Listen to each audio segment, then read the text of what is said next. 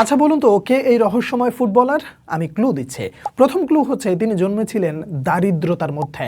ছোটবেলায় পরিবারের সঙ্গে এমন এক এলাকায় বড় হয়েছিলেন যেখানে ফুটবল ছিল স্বপ্ন দেখার সবচেয়ে বড় মাধ্যম। দ্বিতীয় ক্লু, মাত্র ১৬ বছর বয়সেই দেশের শীর্ষ লিগে অভিষেক ঘটে তার। তখন থেকেই সবাই বুঝতে শুরু করেছিল তার ভেতরে বিশেষ কিছু আছে।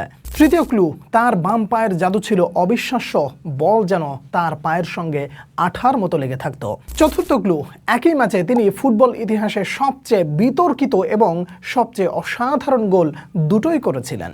পঞ্চম ক্লু, তিনি এমন একটি ক্লাবকে শিরোপা জিতেছিলেন যাদের সেই সাফল্য অর্জনের কথা কেউ কল্পনাও করেনি। শহরের মানুষের কাছে তিনি হয়ে উঠেছিলেন প্রায় অলৌকিক এক নায়ক।